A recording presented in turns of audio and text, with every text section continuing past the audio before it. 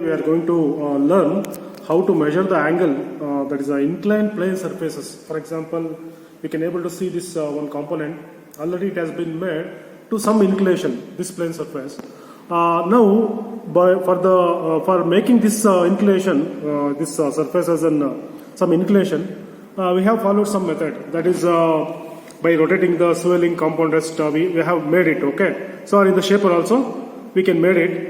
But after doing this particular inclination, then we need to find out this angle. For this, we are having different methods of getting these angles. For example, we are having dual protractor, where we can able to measure this angle. For example, you just see it's a very simple object. Here you see this angle is precisely it has been made, this inclination, but we don't know how much it is. So in the manufacturing process or in the production process, we did it. For some calculated inclination, we have reduced this height when compared to this one. That's why this plane surface is plane. This plane surface is inclined to some angle. But after this, we need to measure this angle very accurately. For that, as I told already, the bevel protractor is there, where we can able to measure this one. But in that, one disadvantage is there. So that we can't able to get the angles in the increment more than the angles. That is only it is possible in the increment of 5 degrees. Below 5 degrees, it is difficult. It is not possible to measure the angles. Okay, so that's why we are going for more accurate method of measuring this plane surfaces, inclined plane surfaces by using this sine bar. You see here, one sine bar is there. This is the sine bar, which is precisely made out of, and it is by using this in combination with this slip gauges. We can able to measure these angles very accurately. Any angles, you see, any plane inclined surfaces. Of course, for measuring the angles, we are using this sine bar as well as slip gauges combination. But before that, we are going to measure the same angles theoretically by using this vernier caliper. You see here, this is a vernier caliper. It's a very precise instrument also. And of course, in this, of course, we can't able to measure the angle, but we can able to get the linear dimensions. By measuring the linear dimensions, and we can apply the trigonometrical principles, that is by tan rule, we can able to measure the angles. Okay. So you, for example, you see in this instrument, in this component, by measuring this height and this height, we are going to get the difference of these two heights. We are going to get this DH. So it will be shown in the figure in the experimental part. And of course, we can able to get this length also. By measuring these three lengths, 1, H1, H2, and then this L, small l, we can able to measure this angle theoretically. That is the first part. And after measuring theoretically, we are moving towards calculating the same angle by using this combination of devices. That is sine bar in the combination with this slip gauges. Okay. So then, by using sine principle, we can able to measure the same angle. Already what we did in the previously, that is a theoretical method of by using this vernier caliper. Then we are going to compare these two angles by the first method, that is theoretical method, as well as sine bar method. So finally, we are going to get the difference of these two methods. So that is what our aim. And for this purpose, we require the different operators. That is, operators is first very good quality of this particular slip gauge. What is it? Vernier caliper. Okay, which is of this vernier scale has got 50 divisions, and its least count is 0.02 mm. Okay, it will be there. You can calculate it by theoretical method also. That is, least count is equal to value of 1 main scale division by number of vernier scale divisions. Right.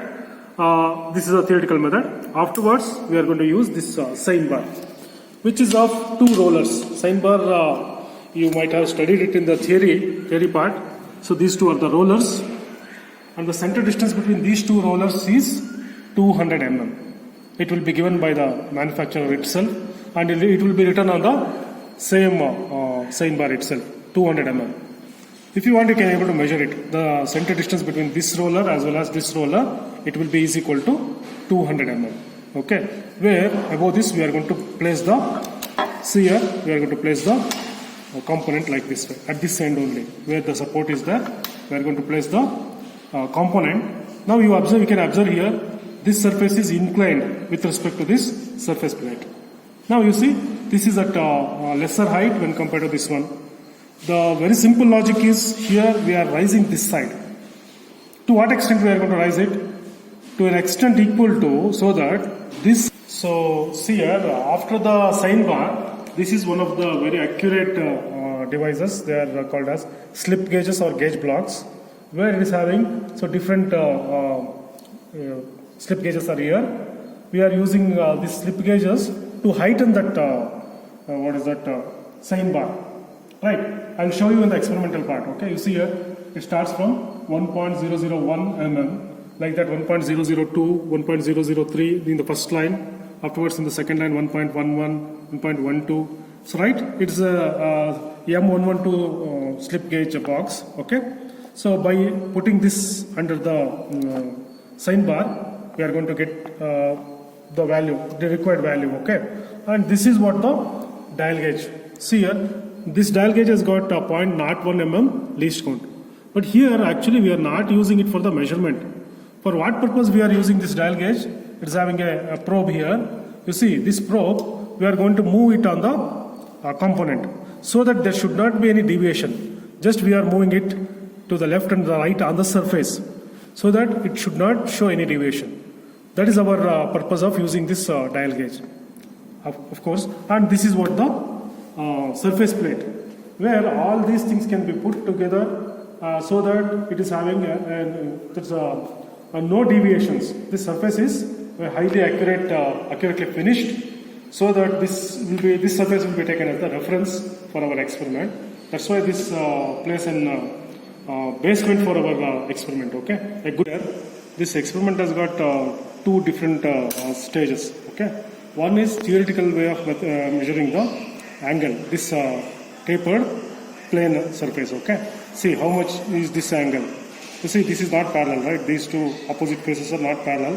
Why? Because of this surface is inclined. We are measuring this angle by using first theoretical method. So there we are going to use this vernier caliper to measure the different heights. You see here, this is like this way. I have written it on the paper. Okay, so this is what we used to call this height as H1, this as H2, and this length as tapered length as L, small l. Okay, so it is clearly written in this particular image.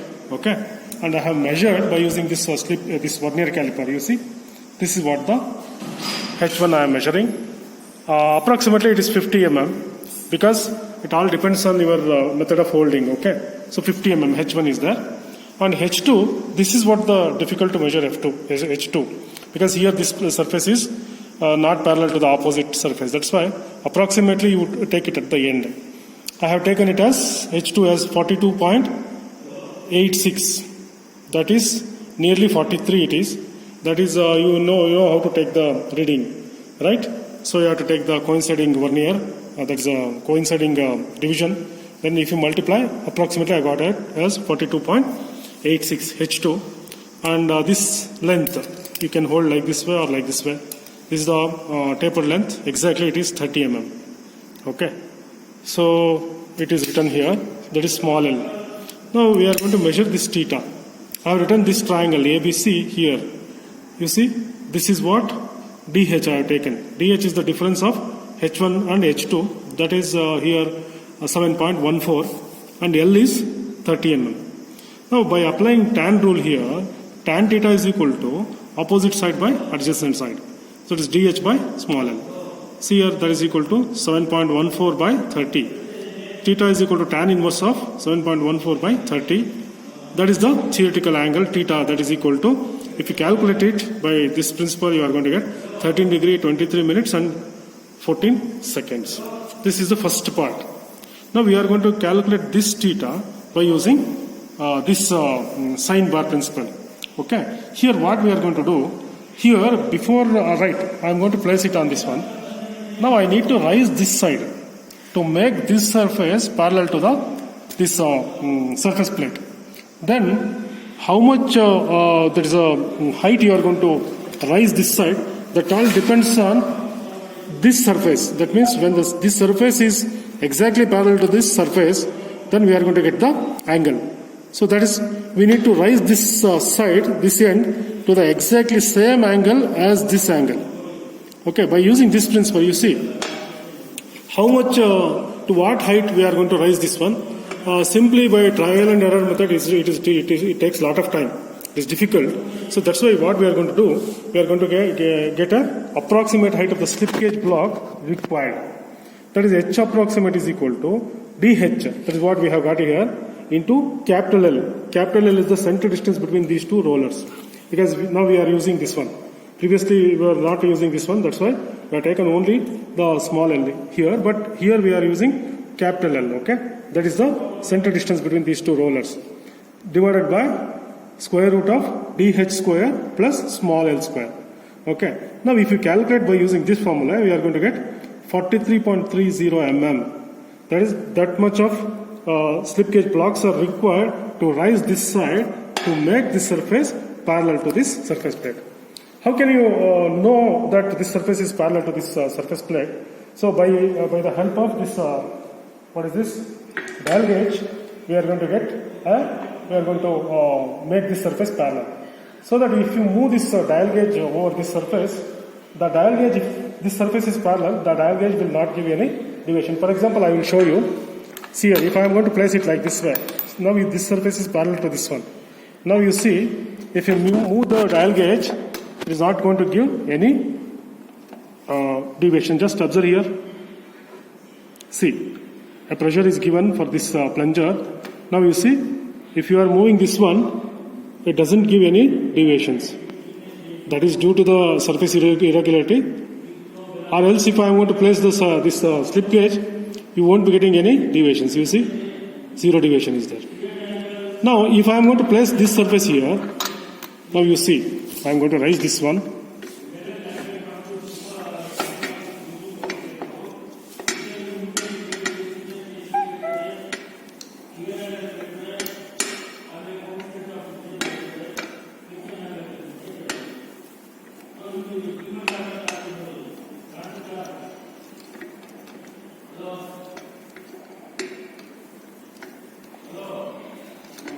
See, now if I am going to move this one, you see, it is moving in the clockwise direction. When it is moving towards upward region, you see it is showing you the clockwise direction, okay?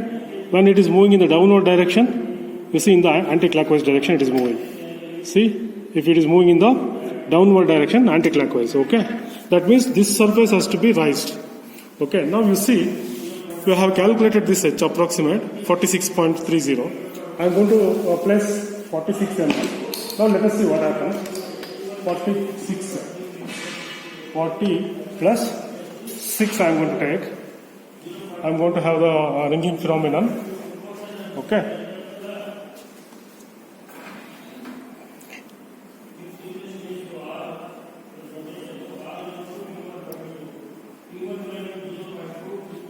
See, now it is 46. Now if I am going to place it under this side, let us see what happens.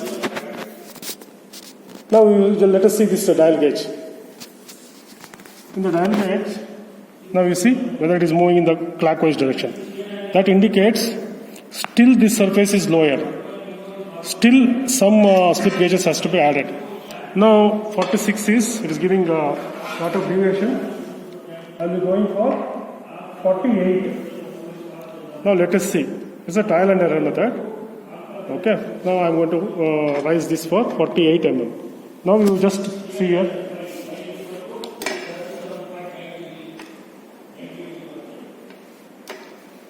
See, still it is moving in the this clockwise direction. That is indicating that this side requires more height to be. Okay. See, 48 is there. So directly we will go for 49. Okay. Actually, we need to go for a more precise lens. Okay. So fractions, but as in the demonstration, I am just going for 49. See, it is not giving any deviations. Right? It is constant, right? What is that indicating? This is indicating that this surface is made parallel to the surface plate. Now this is the height what we require to make this surface parallel to the surface plate. Now let us calculate this angle, same angle, by using this method. What is the actual height now we have got? So that is the actual height 49 mm. Now this is the experimental part. Now let us move on to the calculation part. Okay. You see here, can I able to see here one triangle here? So it's an imaginary triangle. You see the distance between the two rollers. This is the L I have written here. A and B. I have named here also A and B. Let us call that as L. So that is equal to 200 mm actually. It is a standard which is given in the sign bar itself. Now this height, actually the height from the slip gauge height is H. But what is the height from this B to C? That is also H. Why? Because you see this height, it is nothing but the radius of this roller. If you deduct this radius from this H, the same radius will be added here. So that's why from here to here, it is also H experimental. Okay. Now we have got this triangle. That is what imaginary triangle here. So that is what you see A, B and C. So this is 200 L, the center distance between two rollers A and B. This BC is a H experiment, whatever we have got here, the same height it is also here. So now you take an example of this particular triangle. You see this triangle, we can apply now sine rule because here we know the opposite side, opposite of this, and this is the hypotenuse. Sin theta is equal to opposite side by hypotenuse, H experimental by capital L. That is 49 by 200. So this is what the actual angle theta is equal to. By the calculation we are going to get 14 degree, 10 minute and 54 seconds. Previously in the theoretical method we have got 13 degree, 23 minutes as well as and 14 seconds. So the difference between these two that may be treated as an error. Okay. So error is how much? You can calculate between these two. If you get the difference between these two, you are going to get the error. So you see, you can get the error by just see. It is around approximately equal to 1 degree error. You are going to get not 1 degree, but you have got these two values. You get the difference. This is the error in this method as well as between these two methods. Okay, this is more accurate method. This is what the very simple way of understanding this sign bar. Okay. For that measurements what we did, so taper length of the specimen we have taken it as 30 mm. We have to write it in this tabular column. So so height of one side of the workpiece, that is H1 what we have taken here. So I have taken it as 50. And height of the another's workpiece, that is H2, 42.86. Difference DH is equal to how much it is? 7.14. And approximate height whatever we have got it here, 46.30. This is not so important, but it is required because otherwise it is difficult to get. It is a nearest value, right? So actual height of the slip gauge, it is after the experiment we are going to get. Okay, after the experiment, after the complete of the experiment, we are going to get this H actual. So that will be 49.